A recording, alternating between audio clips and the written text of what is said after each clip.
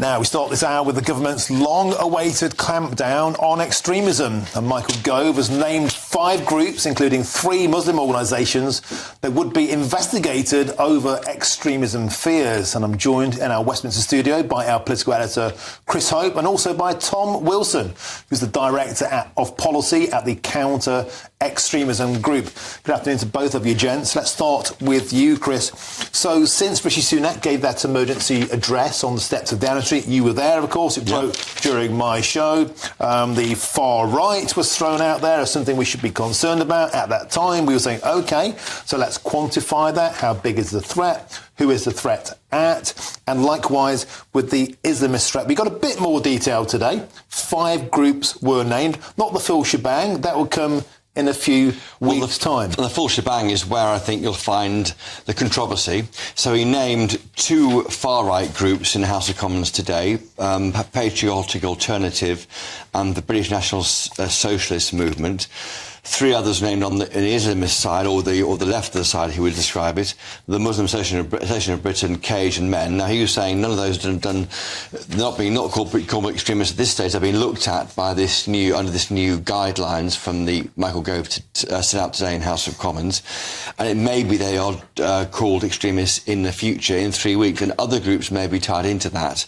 What the idea here is they're trying to strangle the funding for groups that they feel shouldn't get public money. So once you're called an extremist in one of those groups, you can't then get central government money, and that may then have a bearing on whether you get charity money, because any trustees will look at that. Well, if they say the government says you're extremist, we can't give you money. So trustees will govern it themselves. Some of these groups have received charitable funds in the past. It's an attempt to build on what, as you say, the PM Rishi Sunak said about the extremism is tearing this country apart, and they're trying to say it's from both sides. But recently we have seen more issues with the Islamist side because of the issues on October 7th, the attack on Israel. OK, well, let's go now to Tom.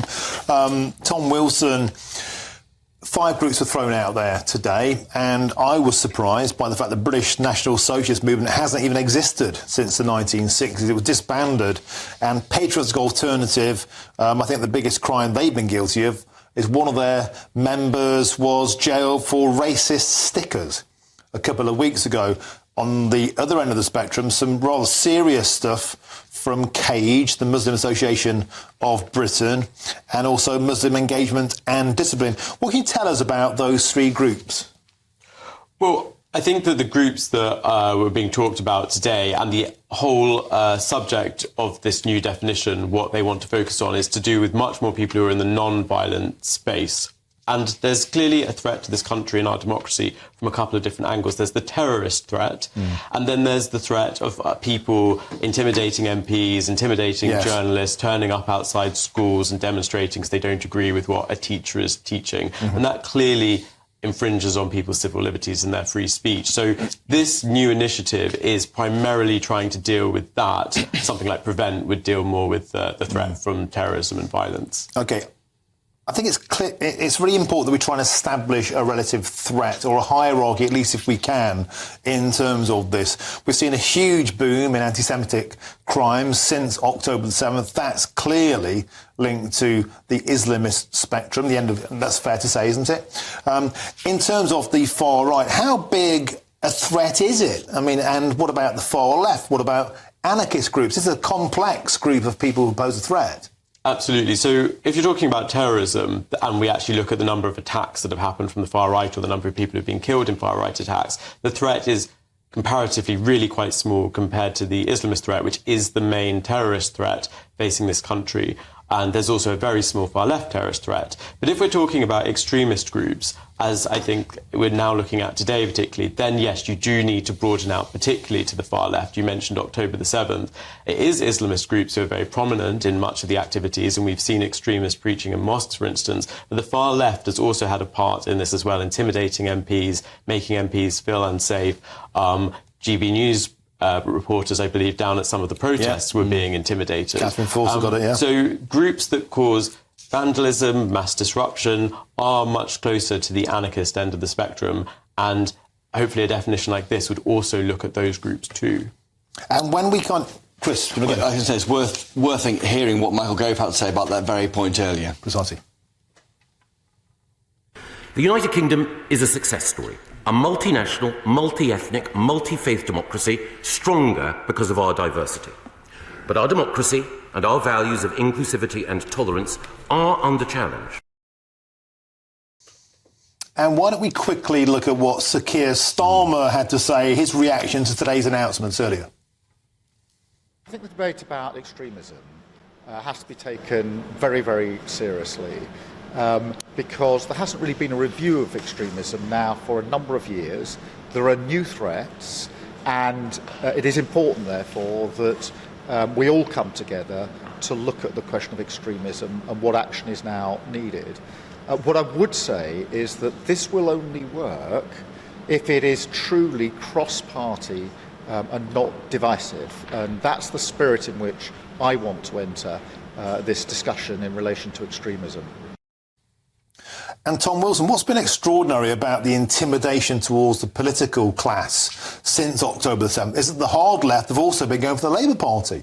We've seen Angela Rayner harass Sir Keir Starmer himself, chase off a train in Scotland, Rachel Reeves, Annalise Dodds. You know, there have been barracks outside of Labour Party MPs in London from the hard left. So it's not just a simple case of left wing and right wing. Everybody seems to be getting caught in the crossfire. Well, I think that the far left hoped that it was going to have control of the Labour Party, and there's been a significant push to wrestle the extreme far left elements, particularly around the issue of anti-Semitism, out of Labour. And so clearly they're targeting the party once again. I think what I would pick up on what was said there by the leader of the opposition about whether there'd been anyone looking into extremism recently, well, we did have William Shawcross's review into Prevent. And although that was about counter-terrorism, he found that government money was going to extremist groups, and he looked at the extremist threat as well as part of that. Money that was supposed to help counter extremism was actually going to people who were extremists, and the police were found to be consulting with extremists as well, which underlies the importance of having a better understanding within government of how you define who is an extremist and who isn't. And in terms of those problematic groups, which parts of the political spectrum were they from?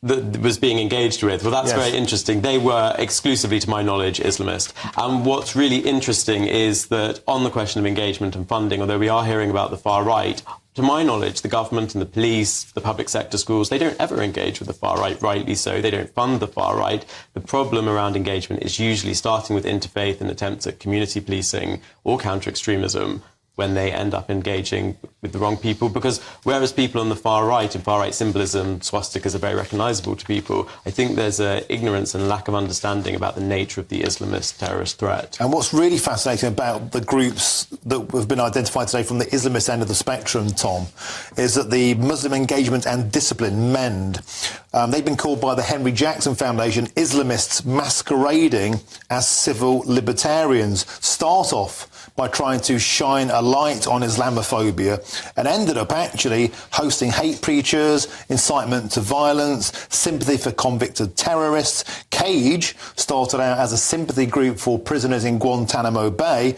and ended up hosting Al-Qaeda recruiters at conferences in Britain. So this issue of Islamophobia that you pick up on is one that was also in the Shawcross review of Prevent, because he clearly took a very strong stand against anti-Muslim hatred, but he warned that the fear of people being labelled Islamophobic by campaign groups meant that they were nervous around looking at the issue of Islamist extremism. And I think that raises a question about whether some of the mistakes that have been made in schemes like Prevent and in the public sector is because people are nervous about making a mistake. We know that the security guard in the Manchester Arena case was nervous about approaching the bomber because he saw him praying with a large bag, and he was concerned about how that might look. So this is something that a concern has been raised about whether it's creating a certain timidity about dealing with this issue. And Tom, do you hope that today's intervention by Michael Gove and the body of work we're about to see coming forward will end this fear of grasping the nettle and just calling these organisations out for what they are? They're activists masquerading as good guys in many senses, but we've already heard that several of them might contest this in the courts and deny the fact they're extremists. This could drag on and on. Well, what the government has provided, as well as a definition, is a set of clear behaviours that demonstrates what people actually do that crosses that threshold into extremism. So it's not just a theoretical or philosophical argument about how to define a word. This is going to provide, hopefully, people in government, people in schools, in police, in local councils who have to make decisions about who they engage with and who they fund, a clear set of criteria by how they can decide whether or not people shouldn't be getting public money. Because I don't think the taxpayer expects to see money that goes towards countering extremism going to extremists. Precisely. That is a huge point. You know, we are a very divided, very nervous society at the moment, post-October 7th. The very fact that public money might be going into the coffers of those who are actually trying to divide us, Tom, is grotesque. The government for a long time has said it's going to make sure that that doesn't happen any longer. I think also the question about who is consulted with and who advises the government and the police is key. We saw when there were calls for jihad at one of these rallies following October the 7th that the police were sort of ambiguous, really, about whether this was a problem, whether they were going to crack down on this in any way. And that goes to show how the influence sometimes of people who are themselves extremists can make the public sector confused and nervous about this issue. Just one question, Tom. Do you worry that a future government could use this new definition to try and crack down on critical voices who aren't really extremists? I mean, that's a concern from some campaigners today. So the nature of what's been proposed, as I understand it, would only stop funding and engagement. This doesn't criminalise anyone. It shouldn't infringe on free speech. Yes. My concern would be that it's extremists who actually shut down free speech. And if the government takes a purely libertarian perspective on this, then we essentially absent ourselves from intervening in this really quite serious threat. Absolutely excellent guest. Tom Wilson, Director of Policy at the Counter-Extremism Group. Fantastic. Thanks for coming in. Chris Overcourse, always superb. Now, we'll have lots more on that story later this hour, and I'll be joined by a Muslim journalist who's a member of the anti-racist organisation Don't Divide Us. That will be fascinating.